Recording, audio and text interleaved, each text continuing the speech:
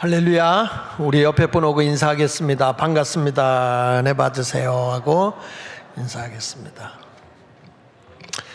오늘 함께 예배드린 여러분들에게 하나님의 평강이 함께하고, 지금 우리 교회 이탈리아 성지를 순례하고 계시는 모든 우리 성도님들에게도 함께하시고, 또 유튜브를 통해서 국내외 쪽으로 함께 예배에 참여하는 분들에게도 하나님의 은혜가 임하시기를 축복합니다. 이번 주일과 돌아오는 주일 두 번에 걸쳐서 공감이라고 하는 제목으로 말씀을 전하도록 하겠습니다. 이 공감이라는 단어는 영어에서 보면은 두 가지 단어가 쓰입니다. 하나는 sympathy라고 하는 단어고, 하나는 empathy라고 하는 단어입니다.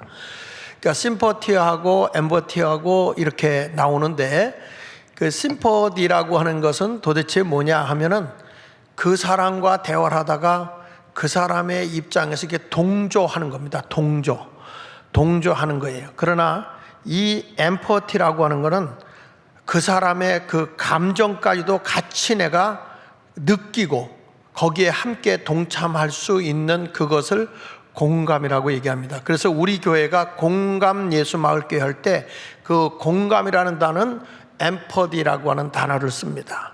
그래서 이 공감이라는 거기에서 따서 우리 교회는 이 할 때는 에듀케이션, 그래서 사람을 세운다 그래서 우리는 세운 마을, 그 다음에 M 하면 미션, 그래가지고 선교한다, 전도한다, 이런 의미를 가지고 거기서 영혼을 살리는 마을이다, 그래서 살림 마을, 이렇게 다 마을을 거기에 단어 하나하나에다 붙여서 이름을 쓴 겁니다. 그러니까 우리가 보면 이 공감이라는 단어는 그 사람에게 가장 훌륭하게 되어 있는 게 뭐냐면, 그 사람을 이해하는 입장에서 얘기해도 훌륭한 사람이잖아요. 근데 이해만 하고 있으면서 내가 그 사람의 입장에서 어떤 것을 돕지 않는다고 하면 그건 공감이 아니에요. 예수님께서 사람이 죄인됨을 알고 연약함을 알고 이 땅에 오실 때 그 사람들의 입장에서 같이 공감을 하는 거예요. 병든 사람을 고칠 때는 예수님이 직접 그 고통을 느껴요. 채찍에 맞음으로 내가 너희의 모든 질고를 담당했다. 그러니까 죄의 삭은 사망이기 때문에 예수님이 우리의 죄를 짊어지고 십자가 위에서 죽으심으로써 내가 죽어야 할 그 죽음을 예수님이 직접 죽으심으로써 우리 죄를 사해 주시고, 또 주님이 이런 말씀을 하시죠. 내가 가난하게 된 것은 너희로 하여금 부요하게 하기 위함이다. 예수님은 친히 우리들의 가난도 그 속에 들어가서 경험을 하시고, 또 죄인된 삶을 살아가는 저들의 그 죄된 고통도 아시고, 그래서 십자가의 죽으심으로 끊임없는 고통을 공감하시는 겁니다. 가난도 경험하고 질병도 경험하면서 그 아픔과 통증을 다 알게 되는 거잖아요. 그 속에 들어가는 거예요. 어제 제가 부천에 우리 교인 어머님이 나이가 꽤 되셨는데 이제 임종하기 직전이라고 그래서 제가 이제 거기를 가게 됐어요. 근데 거기를 들려서 어떻게 그 병원은 면회가 되더라고요. 그래 가서 예수를 믿어본 적이 없대요. 그러나 사람이 마지막까지 듣는 게 귀입니다. 귀. 의식이 없어도 귀로는 들립니다. 그래 그곳에 가서 제가 기도하면서 예수 그리스도를 초청하게 하는데, 제가 그 아들에게 따라서 하게 하고 그렇게 하고서 기도를 해줬습니다. 기도를 할 때 희한하게 반응이 보여요. 그리고 왔는데 오늘 아침 새벽에 돌아가셨다는 거예요. 여러분, 우리가 볼 때 사람이 그 사람의 그 고통과 아픔, 너무 힘들죠. 그 죽음에 막 여기 산소호흡기를 꽂아놓고 거기다가 이 살지 못할 분에게 링게루를 막 꽂고 거기다 영양제를 꽂고, 그러면서도 보니까 이 가래가 많이 끓고 이제 어렵겠다. 그렇지만 그 영혼이라 육은 죽지만 그 속에 있는 영혼, 여러분 육체는 영혼이 떠나면 아무것도 못 느끼는 거예요. 추위도 뜨거움도 못 느끼는 거잖아요.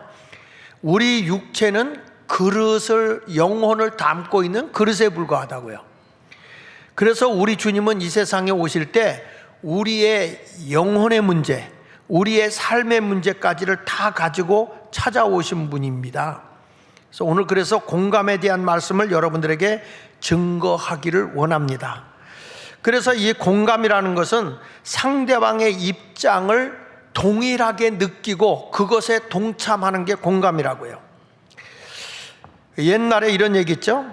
그 나비 효과라는 말을 제일 먼저 쓴 사람이 1972년도에 기상학자인 에드워드 로렌츠라고 하는 사람이 나비 효과라는 단어를 제일 먼저 썼는데, 나비가 태평양에서 나비짓만 했는데 그 자그마한 미풍이, 그 자그마한 날개짓에 한 그 자그마한 바람이 결국에는 큰 태풍을 일으킬 수 있다는 거예요.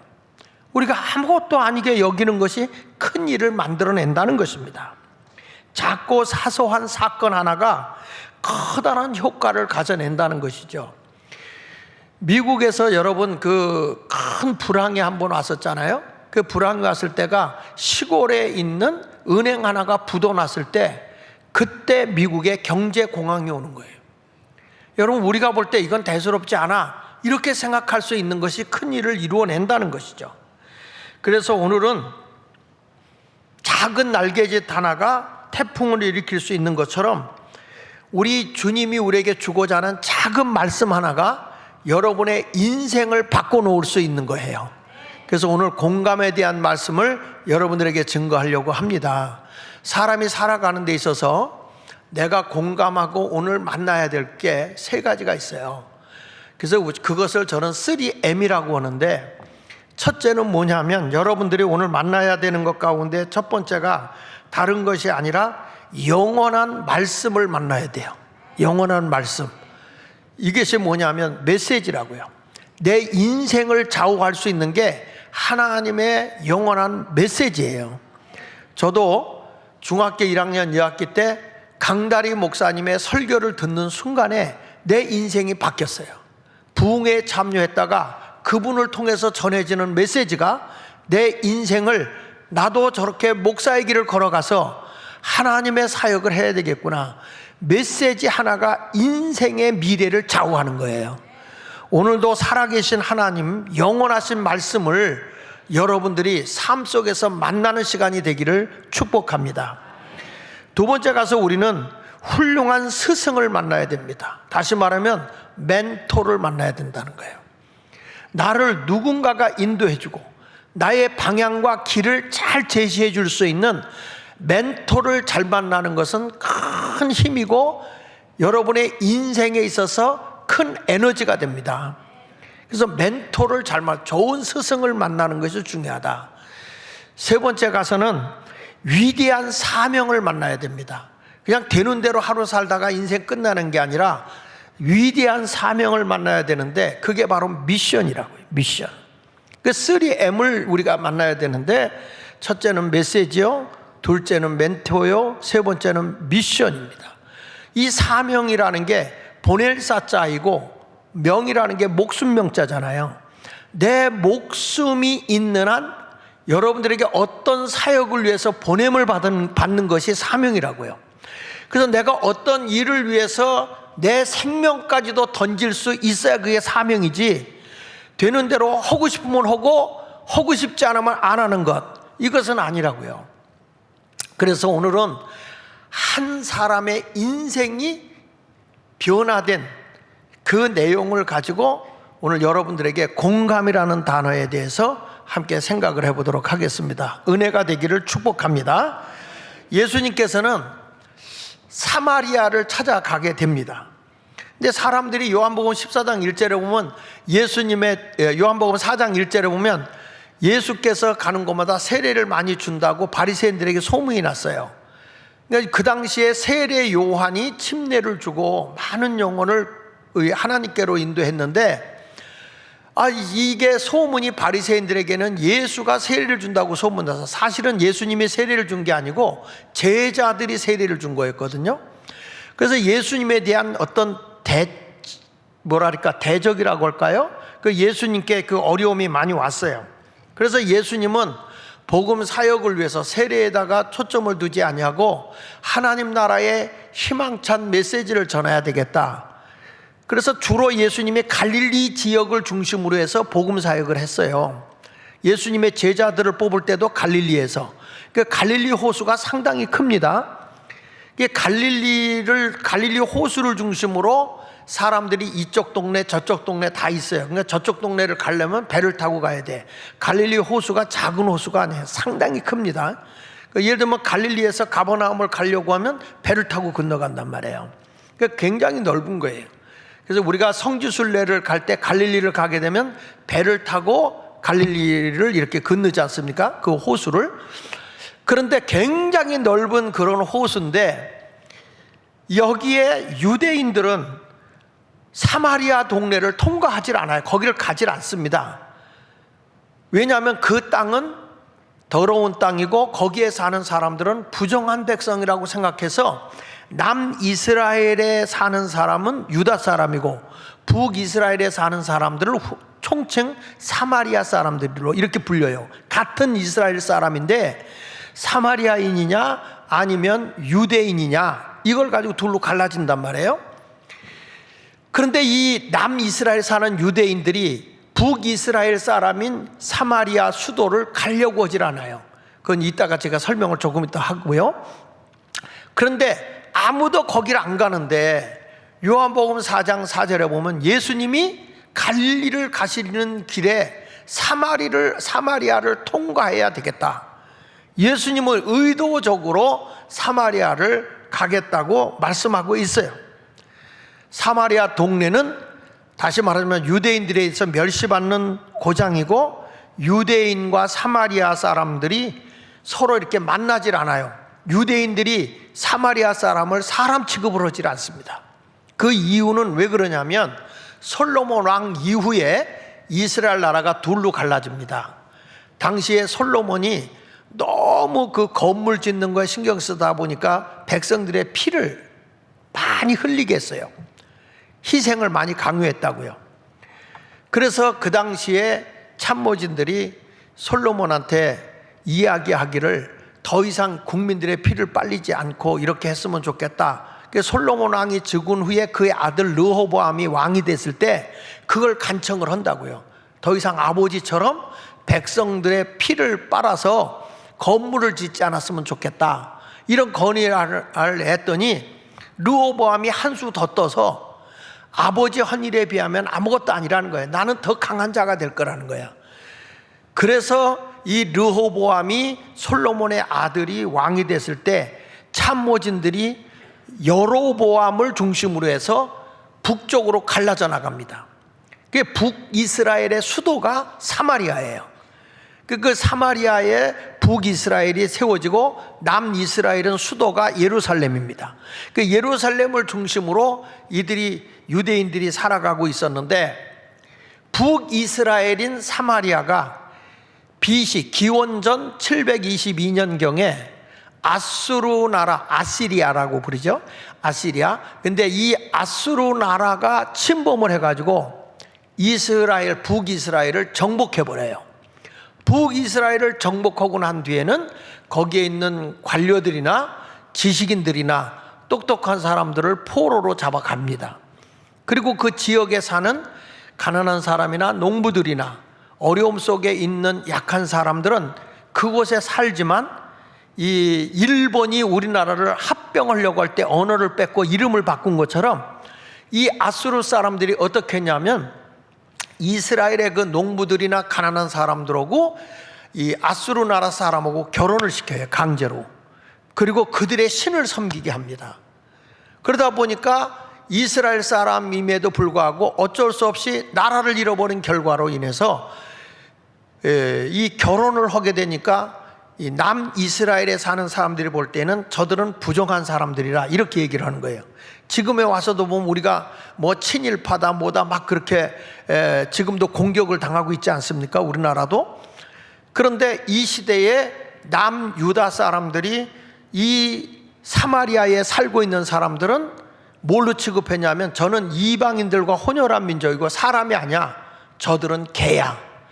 그래서 사마리아 사람을 개 취급을 합니다. 그래서 예수님이 오셨을 때도 한 여인이 내 아이를 고쳐달라고 막 울부짖을 때 제자들이 저 여인의 원한을 들어달라고 그랬더니 예수님이 이런 말 하죠. 내가 저 여인에게 줄 떡이 있으면 누구에게 주겠다고 그랬죠? 개한테 주겠다. 이때 이 개는 사마리아에 있는 이방인을 얘기하는 거야. 그러니까 이 개에게 주겠다 이렇게 말씀할 정도로 그 당시에 사마리아 사람들을 개 취급한 거예요. 그러니까 유대인들은 사마리아 사람을 상종을 하지 않습니다. 부정한 사람이다. 그리고 사마리아 동네 땅은 거긴 더러운 땅이야. 거긴 통과하지 않아. 그래서 사마리아 지역을 지나서 가야 될 곳이 있으면 사마리아를 삥 돌아서 멀리 돌아서 며칠을 가더라도 가는 거예요. 그런데 예수님은 의도적으로 지금 여기를 가게 되죠. 그러다가 남이스라엘은 기원 전 587년에 바벨론에 의해서 멸망을 했거든요. 바벨론에 의해서 멸망을 했는데 그때도 많은 왕이라든지 관료들이라든지 지식인들이 다 바벨론으로 끌려가잖아요. 그 대표적인 게 다니엘과 그의 세 친구는 어리지만 굉장히 똑똑해서 포로로 붙들려 가지 않습니까? 자, 이렇게 포로로 붙들려 갔는데 이스라엘 유대 땅에 남아있던, 예루살렘에 남아있던 유대인들은 강제로 결혼시키려고 그러면 다 광야로 도망가 버려요. 이 사람들은 자기의 민족혼을 지켰다는 거야. 그러다 보니까 나중에 통일이 되고 나서 합치려고 하는데 이 유다 사람들이 예루살렘에다 성전을 재건한단 말이에요. 성전을 재건할 때 같은 이스라엘 사람이지만 사마리아에 살고 있던 사람이 우리도 동참하겠습니다 라고 했더니 너희는 부정한 백성이야. 더러운 백성이야. 너희는 이방인들과 결혼했잖아. 그래가지고 상종도 하지 않는 거예요. 그래서 이 사람들이 이렇게 서로 갈등을 하고 있는 이런 때에 예수님이 왜 유대인들이 상종하지 않는 사마리아에 가시느냐? 그 이유는 딱 하나예요. 소외당하고 괄시받고 멸시받는 한 사람과 공감을 하기 위해 찾아가시는 거예요. 거기에 찾아가셨습니다. 정오에 이 여인의 삶이 깨끗하지 못하고 부끄러워서 누구도 이 여인을 상종하지 않습니다. 다 외면합니다. 따돌려버립니다. 예수님은 그걸 알아요. 이 여인이 사람이 없는 정오, 가장 뜨거울 때, 사람이 움직이지 않을 때 자기 삶이 창피하고 부끄러워서 이 여인이 물길로 온다는 것을 알고 사마리아 동네의 우물가에 가서 예수님이 거기에 앉아서 쉬고 있었어요. 사랑하는 제자들은 전부 다 동네에 가서 먹을 걸 구하러 갔고 예수님만이 거기에 앉아 계실 때 사마리아 여인이 그곳에 찾아온 것입니다. 그 여인은 물길로 온 것이죠. 여러분, 우리 예수님은요, 보잘것없이 사람이 사람 취급하지 않아도 우리를 사랑하고 계세요. 내가 사랑하는 게 아니고 우리 예수님이 저와 여러분을 사랑하시는 분이에요. 그래서 먼저 찾아오시는 분입니다. 요한복음 4장 9절에 보면요, 4장 10절에, 요한 1서 4장 10절에 보면 사랑은 여기 있으니 우리가 하나님을 사랑한 것이 아니요 하나님이 우리를 사랑하사 우리 죄를 속하기 위하여 화목제물로 그 아들을 보내셨다. 하나님이 우리를 사랑해서 예수 그리스도를 이 땅에 보내주셨다, 그 말이에요. 요한일서 4장 19절에는 이렇게 말합니다. 우리가 사랑함은 그가 먼저 우리를 사랑했다. 그가 먼저 우리를 사랑했다는 거예요. 예수님은요, 지금 이 사마리아 동네에 가는 이유가 너무 고독하고 외롭고 멸시당하고 아무도 자기를 알아주지 않는, 누구와도 소통할 수 없는 그 한 사람을 위해서 찾아간 것이 사마리아라는 거예요. 뭘 위해서? 공감을 위해서. 우리 주님은 우리와 아무 상관이 없어 이런 생각하지 마시고, 오늘도 이 자리에 오신 여러분들이 이 자리에 내가 주님을 찾아왔다 생각하지 말고 영이신 우리 하나님이 먼저 여러분을 찾아간다는 걸 믿어야 됩니다. 그러면 예수님이 제일 먼저 어떻게 공감을 하느냐? 여인의 갈증이 있어요. 갈증을 공감하시는 분이 예수님이세요. 갈증, 이 여인의 갈증.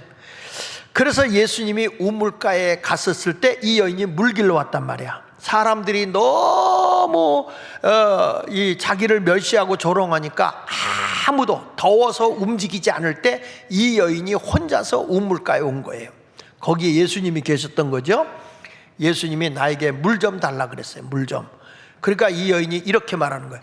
당신은 유대인입니다. 유대인이 우리를 개 취급하는데 어떻게 당신이 나에게, 부정된 나에게 물을 달라고 합니까?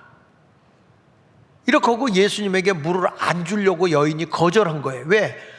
저 남이스라엘 사람인 유다 족속은 북이스라엘 사람인 사마리아에 수도를 두고 사는 사람들을 멸시하고 개 취급했으니까요. 그런데 어떻게 당신이 우리를 그렇게 무시하면서 나한테 물을 달라고 할 수 있습니까? 이렇게 반문을 하니까 요한복음 4장 13절로 15절에 예수님이 이렇게 대답을 합니다. 예수께서 대답하여 이르시되 이 물을 마시는 자마다 다시 목마르다. 여기서 이 물을 마시잖아? 그럼 목말라. 너는 물을 안 길러올 수 없잖아. 그 물을 계속 길러와. 사람이 안 보는데 사람을 피해서 외롭게 물 길러 오잖아. 왜? 이거 마셔도 또 목마르니까. 물은 계속 마셔야 되니까. 그러나 14절에 보면 이렇게 말합니다. 내가 주는 물을 마시는 자는 영원히 목마르지 아니하리니. 내가 주는 물은 그 속에서 영생하도록, 영원한 생명이 존재하도록 솟아나는 샘물이 되리라. 지금 보세요. 이 여인과 지금 뭘로 지금 공감대를 형성해 들어가냐면 갈증이라는 겁니다. 갈증.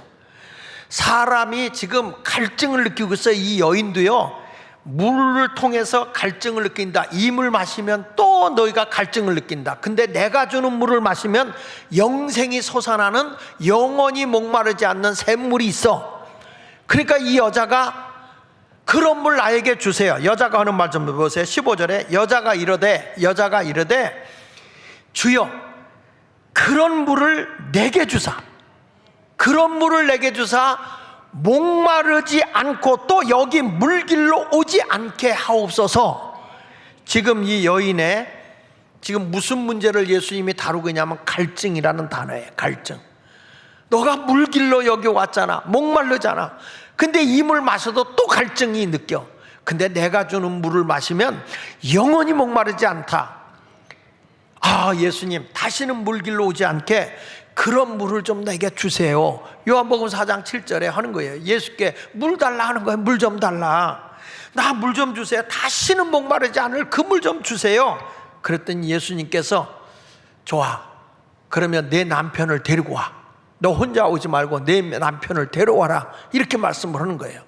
지금 뭘 얘기하려고 하는지 아십니까? 이 여인의 삶이 얼마나 큰 갈증을 가지고 있는가를 예수님이 일깨워주고 있어요. 16절에 이르되 가서 내 남편을 데려오라. 그랬더니 17절에 여자가 하는 말 좀 보세요. 여자가 대답하여 이르되 나는 남편이 없어요. 그랬어요. 남편이 없대. 그러니까 예수께서 이르시되 내가 남편이 없다는 말이 옳다. 여러분, 이 여자가 남편이 없다고 하니까 예수님이 공감을 해줘요. 맞아, 너 남편 없는 거 맞아. 그런데 18절에 보세요. 너에게는 남편이 몇이 있었다고요? 5이 있었고 지금 있는 자도 내 남편이 아니니 내 말이 참되도다. 이 여자는 남편이 몇 명이었던 거예요? 6이요. 6. 5이 있었고 지금 있는 자도 내 남편이 아니다. 이 말은 여기서 물론 육적인 남편일 수도 있지만 이 사람이 자기 남편과 같이 여기는 것이 아름다움일 수도 있었고 물질일 수도 있고 친구일 수도 있고 그것이 가정일 수도 있고 아니면 자기의 인기일 수도 있어요.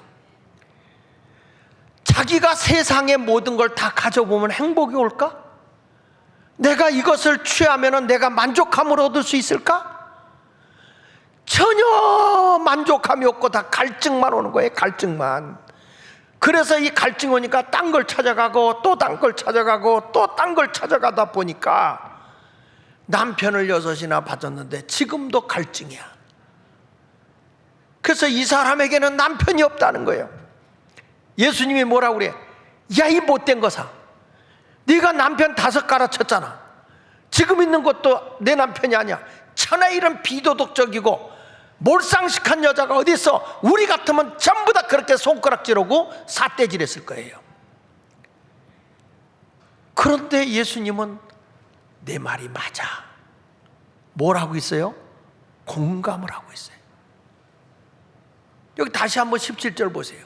내가 남편이, 여자가 하는 말, 내가 남편이 없다 하는 말이 옳다. 지금 이 여인은 갈증을 느끼고 있는 이것에 대해서 이 물을 먹는 자마다 다시 목마르려니와, 여러분 세상의 것을 많이 취해보고 내가 많은 걸 가졌다고 해서 여러분은 만족함이 오는 게 아니라 세상적인 것은 계속적으로 갈증에 허덕이게 되어 있는 거예요. 가져도 말입니다. 이 여자가 이럴 수도 있어요. 내가 행복해지기 위해서 키도 크고 멋있는 미남하고 내가 살아야지. 그래서 그 남자하고 살아보니까 이거 성질이 더러워. 만족함이 없어. 그래서 바꿨어.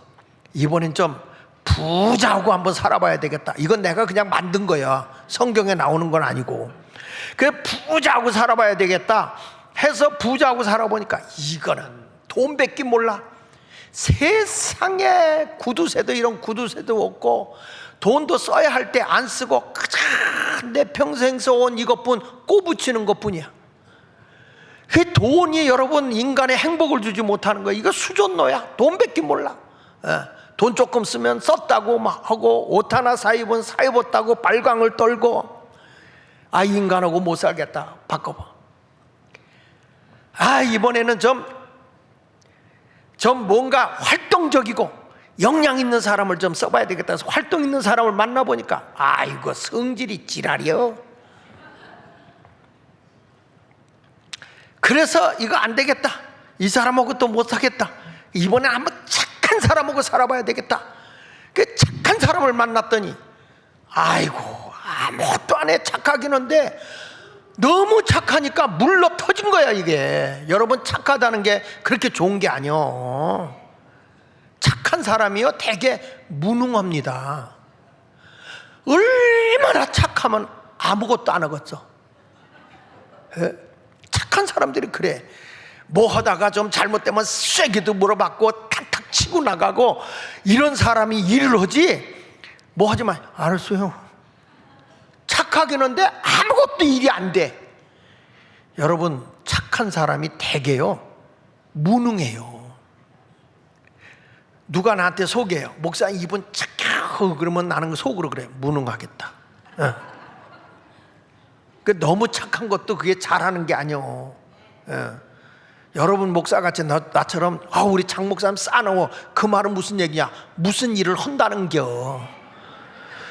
일을 하니까 뭐돼? 몰아치고 가지. 일하지 않는 사람이 뭐 알았어요. 그리고 가만히 있으면 되지. 답답하죠. 그러니까 사람이 말이야 뭔가 다 가져도 부족한 거예요. 세상적인 건 다 부족한 거예요. 그래서 예수님이 지금 얘기하는 거예요. 내가 남편 5 가지고 있어도 이거 다 네 남편이 아니야. 만족함이 없다 그거예요. 여러분, 오늘 예수님이 공감하는 내용 보시죠? 갈증을 느끼고 있는 이 여인에 대해서 공감하고 계시죠? 여러분들도 지금 내가 부족함이 있고 막 답답하고 모든 게 안 되잖아요. 예수님과 공감하는 순간에 다 해결될 줄로 믿으시기 바랍니다. 이 세상의 모든 것은요 다 그 자의적으로 생긴 게 없어요. 성경 히브리서 4장 13절에 보면 지은 것이 하나도 그 앞에 나타나지 않음이 없고 우리의 결산을 받으실 이의 눈앞에 만물이 벌거벗은 것 같이 드러나느니라 그랬어요. 예수님 앞에 나타나지 않을 것이 없는 겁니다. 내가 예수님 없이 세상적인 모든 것을 내가 가져버리라, 절대 여러분 만족함이 없어요. 오늘 이 시간에 영원히 목마르지 않는 그분 예수님을 만나야 인생이 바뀌어지는 거예요. 인생의 변화가 일어날 줄로 분명히 믿습니다. 우리 아이들도 그렇고요, 우리 중고 청년들도 그렇고요, 여러분들도 마찬가지야. 내가 만족함을 얻으려면 예수님을 만나야 만족함을 얻게 되는 것입니다. 그 다음에 두 번째로 이 여인은요, 세상적인 만족함이 없는 거에 대해서 예수님이 말씀을 하니까 공감을 했어요. 맞아요, 예수님. 난 세상에 다 가져봐도 만족함이 없어요. 예수님이 내 말이 맞아, 그 말에 공감을 한 거예요. 참 요즘에 사람들 보면 이런 사람 많아요. 자기는 똑똑하고 아는 게 많아요. 그래서 막 얘기하는데 상대방하고는 전혀 공감을 못해. 이런 사람은요, 대화가 안 되는 거야. 서로가 주고받고 서로 공감대가 형성해야 되거든. 그걸 뭐냐, 공감대 없이 내가 많은 거 안다고 혼자만 나서는 걸 뭐라고 얘기하는지 아세요? 꼴값 떠내 그러는 거예요. 공감을 끌어내야 돼, 공감을요. 두 번째 가서 예수님은 영적 갈증에 공감을 해줘요. 그게 뭐냐, 이 여인이 예수님이 하는 걸 보니까 정말 선지자야. 자기의 그 아픔을 다 알아내시는 거야. 그리고 공감해 주는 거예요. 막 감동을 받고 은혜를 받는 거예요. 자기의 마음을 누구보다도 잘 알아주니까 당신은, 예수님은 선지자입니다, 선지자. 그러면서 이렇게 묻는 거예요. 요한복음 4장 19절에 보니까 여자가 이르되 주여 내가 보니 선지자로서이다. 우리 조상들은 이 산에서 예배하였는데 당신들의 말은 예배할 곳이 예루살렘에 있더이다. 지금 이 여인이 무슨 문제를 갖고 예수님에게 던지냐면 예배 문제, 예배. 우리는 이 사마리아 사는 사람들은, 북이스라엘 사람들은 예배 처소가 그리심산에 있다는 거예요. 그리심산. 그래서 우리는 그리심산에서 예배를 드리는데 저 남이스라엘 사람들은 예루살렘에 성전이 있으니 예루살렘에서 예배 드리는 것만 예배로 받는다고 하는데 우리는 여기서 그리심산에서 예배 드리는 것은 예배가 아닙니까? 이 말은 이 여인이 늘 하나님 앞에 예배를 드리면서 마음이 한 구석이 뭔가 허전한 거야. 예배는 예루살렘 성전에서만 예배 드려야 하나님이 받는데 이곳에서 예배 드리는 건 하나님이 안 받는다는데, 이런 예배에 대한 갈증, 영적인 갈증을 고백한 거예요. 그랬더니 예수님이 이렇게 말씀하는 거예요. 예수께서 이르시되 21절입니다. 여자여 내 말을 믿으라. 내 말 좀 믿어. 이 산에서도 말고 그리심산에서 예배 드린다고 해서 꼭 하나님이 받는 것도 아니고 예루살렘에서도 말하라. 예루살렘에서 예배 드린다고 꼭 하나님이 받는 것도 아니야. 너희가 아버지께 예배할 때가 이르리라. 지금 예수님은 무슨 얘기를 하냐면 예배할 곳, 그리심산이냐 예루살렘 성전이냐 곳이 아니라는 거예요. 곳의 신앙이 아니라 뭐냐면 예배할 때가 이르리라. 때의 신앙을 말하는 거예요. 때. 내가 어디 있느냐가 중요한 게 아니라 여러분들이 예수님을 만나야 할 때, 우리 주님과 진정으로 공감하면서 예배 드릴 수 있는 그 때가 중요하다는 거예요. 그러면서 22절에 이렇게 말해요. 너희는 알지 못하는 것을 예배하고 우리는 아는 것을 예배하노니 이는 구원이 유대인에게서 남이라. 예배를 드린다고 하는 것은 형식적인 게 중요한 게 아니야. 구원의 하나님을 만나는 게 중요한 거야. 구원의 하나님을 예배해야 된다. 장소가 중요한 거 아니다. 예수님을 만나는 게 중요한 것이다. 그래서 장소의 신앙에서 시간의 주인 카이로스, 하나님의 때, 하나님의 시간이 중요하다는 거예요. 지금 이분은 예배는 장소 갖고 나왔잖아요. 근데 예수님이 그 장소에 대해서 지금 완전히 해결해 주는 거예요. 장소에 대한 공감을 해주면서 장소가 중요하지 않아, 바로 영이신 하나님을 만나는 게 중요한 거야. 그걸 일러주고 있는 것입니다. 요즘에도 보면 교회에 와서 성도들이 내가 우리 예수님을 알고 예수님을 만나고 예수님 앞에 신령과 진정으로 예배드리는 게 중요한데, 요새는 그게 아니야. 교회 행사에 참여하고 교세가 얼마나 되고 얼마나 많이 모이고 이런 것들에 취해 산단 말이에요. 그러니까 사람들이 많이 모이는 곳에 가면 와, 우리는 예배에 성공했어 이렇게 생각하는데, 예수님은 그걸 보지 않아요.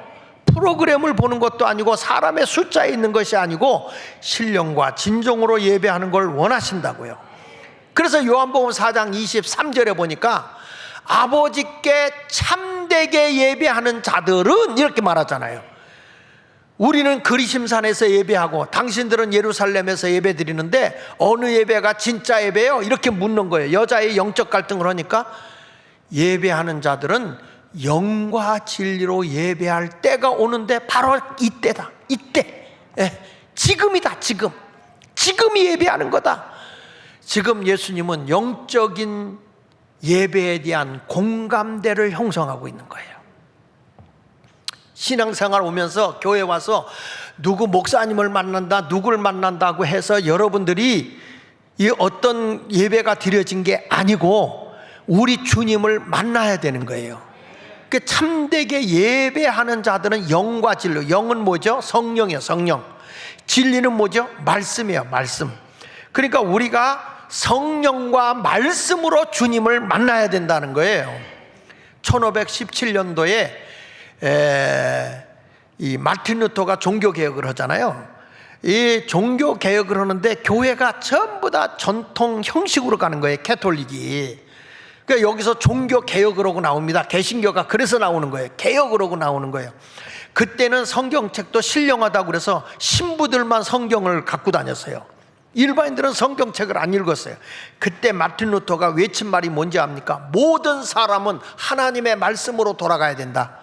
하나님의 말씀을. 그래서 평신도들까지도 다 성경을 지니게 한 거예요. 말씀으로 돌아갈 때 변화가 일어나는 거예요. 영과 진리, 성령과 하나님의 말씀으로 우리가 만나야 변화가 일어날 줄로 믿습니다. 17세기의 청교도 운동이 뭐죠? 청교도 운동은 말씀을 회복하는 거예요. 하나님의 말씀을 회복하자. 18세기에도 나라마다 말씀 운동이 일어나기 시작했어요. 우리나라 1907년도에 평양 장대현 교회에서 성령의 강력한 불덩어리가 떨어졌는데, 그때 한국의 부흥운동이 일어났잖아요.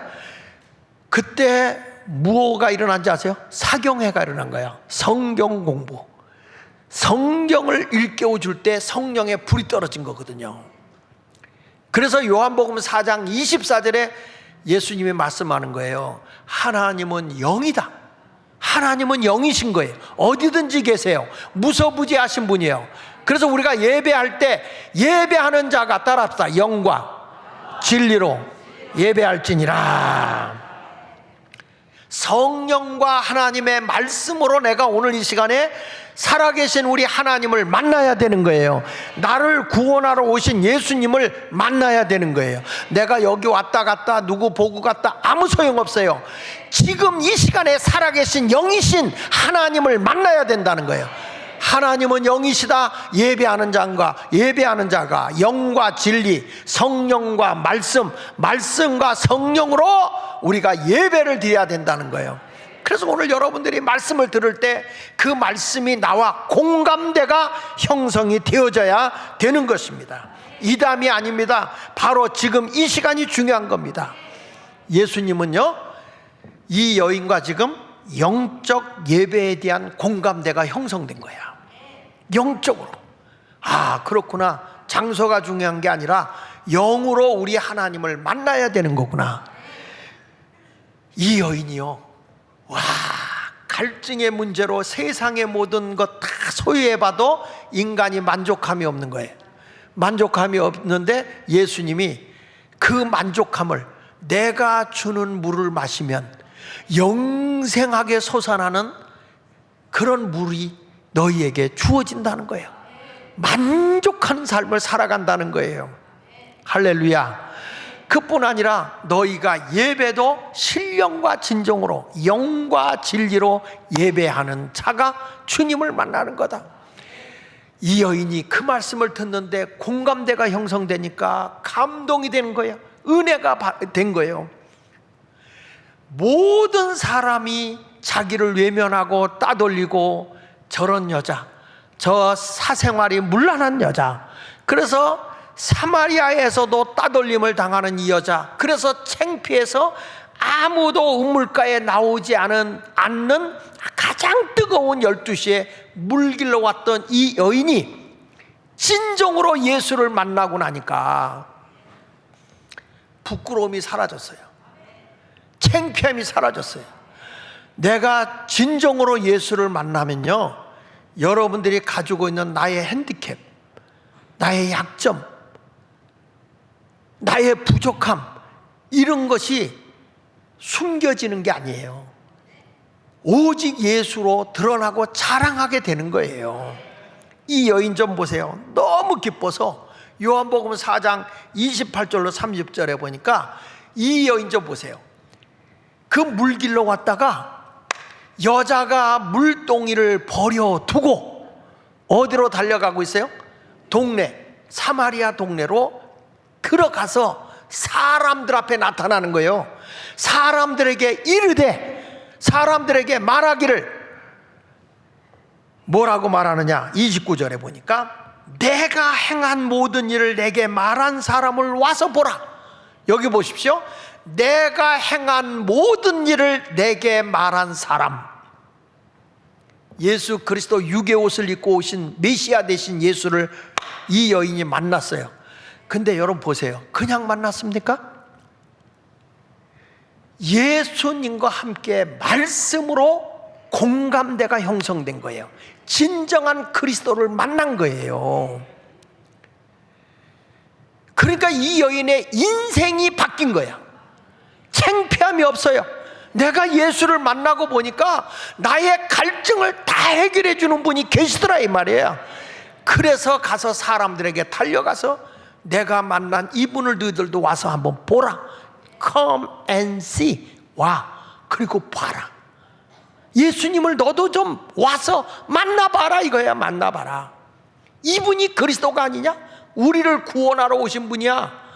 기름 부음을 받은 자라는 거예요. 메시아라는 거예요. 메시아, 우리의 구세주라는 거예요. 우리를 구원하러 오신 분이 바로 예수 그리스도라는 거예요. 그냥 예배당만 왔다 가는 게 중요한 게 아니에요. 여러분, 오늘 이 시간에 우리 주님과 내가 하나가 되는 공감대가 형성돼야 되는 거예요. 공감이 없는 신앙생활은 헛것인 거예요. 그래서 사람들이 이 여인이 바뀌어진 거야. 그 창피해서 숨어서 다니던 여인이 당당하게 나타나는데 그 얼굴에 너무너무 기뻐하는 거예요. 할렐루야. 얼마나 감사하겠어요. 얼굴에서 빛이 나는 거예요. 광채가 나는 거야. 여인이 말하는 게 막 흥분이 돼서 감격이 돼가지고 감사가 돼가지고, 이야, 내가 행한 내 모든 것을 다 말씀하는 분, 해결하는 분, 갈증을 풀어주는 그 한 사람을 내가 만나서 당신들도 와서 보세요. 이분이 그리스도가 아니겠습니까? 그랬더니 이 말을 듣고 30절을 보니까 그들이, 동네에 있던 사람들이 다 누구에로 오더라? 예수께로 오는 거예요. 내가 만난 예수를 여러분 단호하게 이런 흥분이 돼서 전할 수 있어야 되는 거예요. 감격이 돼서 전할 수 있어야 되는 거예요. 지금 이 여인은 자신을 다 내려놨어요. 포기했어요. 자존심 중요하지 않다는 거예요. 이분을 만나고 보니까 자기의 모든 갈증이 다 풀렸다는 거예요. 다 해결됐다는 거예요. 오직 예수 한 분으로 만족한 거예요. 만족한. 우리 찬송가도 있잖아요. 주 예수보다도 귀한 것은 없는, 이 세상 어디를 가도 예수님보다 귀한 것은 없어요. 자기를 짓누르고 있던 부끄러움, 모든 사람들이 손가락질하는 그 눈빛, 이런 것들에 눌려 살던 이 여인이 완전히 자유함을 얻은 거예요. 예수를 만나는 순간 이렇게 변화가 일어나는 거예요. 삶의 감격과 기쁨을 가지고 내가 만난 예수, 너희들도 한번 와봐, 만나봐. 사람들이 거기에 오게 된 겁니다. 요한복음 4장 38절부터 보니까 이렇게 말합니다.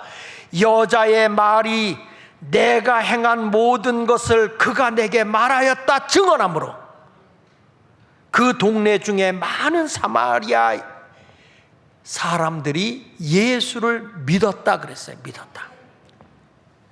사랑하는 여러분, 예수를 만나십시오. 예수님을 만나면 여러분의 삶은 주님이 공감대를 형성해서 다 해결해 주는 거예요. 성경에 보니까 막 내 다툼이 생기잖아요. 예수를 만나는 순간에 이렇게 말해요. 화평케 하는 자가 복이 있나니 저가 천국을 소유하게 된다. 주님의 말씀을 듣는데 그동안에 싸우고 내가 모든 거 이겨보려고 해봤는데 마음에 평화가 없어. 계속 싸움만 일어나는 거예요. 그런데 예수님은 화평케 하는 자, 그 말 뭐예요? 피스메이커예요. 평화를 만들어가는 사람은 복이 있다. 이런 사람이 바로 하나님의 아들이야. 여러분, 어디를 가든지 싸우는 사람은 마귀의 자식이요. 가서 분쟁을 일으키지 말고 평화를 만드시길 바랍니다. 이렇게 말합니다. 온유한 자가 복이 있다. 이 사람은 땅을 기업으로 얻어. 온유라는 것은요, 약을 올려도 화를 내지 않는 마음이에요. 야생짐승을 길들여서 농부가 마음 놓고 부릴 수 있는 상태가 된 걸 온유라고 그래요. 야생마를 길들여서 마부가 마음대로 타고 다니며 부릴 수 있게 훈련된 상태가 온유예요. 그러니까 여리가 온유한 자가 되면 이 땅을 다 차지한다는 거예요. 다 차지한다는 거예요. 성경이요, 성경이요. 우리의 생각하고 달라. 예수를 만나는 순간, 진리를 만나는 순간 내 인생이 달라지는 거라고요. 할렐루야. 오늘도 여러분이 예수님을 만나고 말씀을 만나시길 바랍니다. 성경은요, 문자가 아니에요. 성경은 책에 써 있는 문자가 아니라고. 성경은 이렇게 말해요. 내 말은 영이요 생명이다 그랬어요. 주님의 말씀은 영이고 생명이야. 그러니까 성경에 있는 문자로 써 있는 게 아니라 이 말씀은 성령에 의해서 생명으로 막 움직이는 거야. 여기에 책에 박혀 있는 글자가 아니에요. 성경은 살아있는 하나님의 말씀인 거예요. 말씀. 이 말씀이 나를 잡으면 변화가 일어나는 거죠. 그 여자 좀 보세요. 이렇게 변할 수가 있습니까? 하나님의 말씀을 듣는 순간에 한순간에 변화가 일어나는 거예요. 한순간에. 예레미야 29장 12절로 13절에 이렇게 말합니다. 너는 내게 부르짖어라. 내가 답답하고 원한 맺히고 뭐 얻은 거 있잖아. 사람에게 찾아가서 넋두리 해봐야 사람 다 너 버린다. 외면해. 너 아쉬운 소리 사람한테 찾아가서 해봐라. 오히려 사람이 더 멀리 온다는 거예요. 그런데 우리 하나님은 뭐라고 하는지 아십니까? 너의 답답하고 갈증이 뭐야? 내게 부르짖어. 그러면 내게 와서 기도하면 내가 너희들의 기도를 들을 것이다. 하나님이 여러분들의 사정과 여러분의 아픔을 다 공감해 줄 것이다. 공감해 줄 것이다. 들을 것이다. 그러면서 13절에 이렇게 말합니다.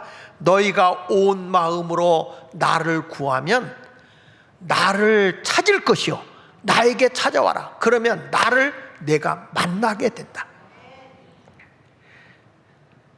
바디메오가 소경이잖아요. 예수님이 그 앞을 지나갑니다. 막 소리칩니다. 다윗의 자손 예수여 나를 불쌍히 여겨주세요 라고 얘기해. 그랬더니 주변에 있는 누구도 공감을 하지 않아. 시끄러. 너 같은 거린을, 너 같은 소경을 저렇게 인기 있고 사람들에게 환영을 받는 예수님이 너 같은 사람을 만날 리가 없어. 시끄러. 바쁘신 분이야. 그런데 이 바디메오는 실망하지 않아요. 계속 부르짖는 거예요. 다윗의 자손 예수여 나를 불쌍히 여겨 주십시오. 나를 불쌍히 여겨주십시오. 예수님이 그 소리를 들었어요. 내게 오라. 그를 내게 오게 하라. 그랬더니 주님이 너를 찾으신다 하는 순간에 자기 겉옷을 벗어버렸다 그랬어요. 여러분, 이 겉옷을 벗어버렸다는 게 뭔지 아세요? 자기 직업을 버렸다는 거예요. 거지는요, 겉옷이 낡아야 거지요. 그런데 그 거지가 입는 옷을 벗어버렸다는 건 뭡니까? 난 거지가 아니라는 거야. 예수님이 부르는 순간에 나 같은 자를 만나주신다고? 나 같은 거린 모든 사람이 외면했는데 나를 부르신다고? 예수님에게 달려나갔어요. 예수님이 그에게 묻습니다. 내가 뭐 해주길 원하니? 돈 몇 푼? 아니에요. 그게 갈증을 해결하는 게 아니에요. 보기를 원하나이다. 보기를 원하나이다. 야, 그 자리에서 그 소경의 눈이 떠졌잖아요. 떠졌잖아. 그리고 예수님을 따랐다고 그랬어요. 오늘도 사랑하는 여러분들이 나의 아픔과 괴로움을 주님에게 호소하십시오. 주님은 여러분의 아픔을 절대 외면하지 않아요. 사람에게 찾아가서 넋두리 하지 마세요. 사람에게 가서 아쉬운 소리 하지 마세요. 더 멀리 할 뿐이에요. 더 가까이 안 해요. 나와 함께 진정으로 공감을 이루시는 분은 살아계신 전능하신 하나님밖에 없어요. 내가 전심으로 나를 찾고 찾으면 만나리라. 주님은 우리의 모든 사정을 다 아시는 분이에요. 공감하시는 분이에요. 오늘도 우리 예수님은 여러분을 찾고 계세요. 너 이런 문제가 있구나, 이런 아픔이 있구나. 예수님은 나를 찾아. 그러면 주님과 공감하는 순간의 문제는 다 해결되는 거예요. 왜 하나님 해결하지 않아요? 사람에게 해결하려고 하지 마세요. 부르짖고 부르짖으면 해결한다고 말씀하고 있어요. 오늘도 여러분, 주님 나를 불쌍히 여겨주세요. 나를 불쌍히 여겨주세요. 공감대가 형성하는 순간 응답이 이루어질 줄로 믿습니다. 여러분 모두가 이런 공감을 위해서 주님을 찾고 기도하는 성도가 되시기를 축원합니다.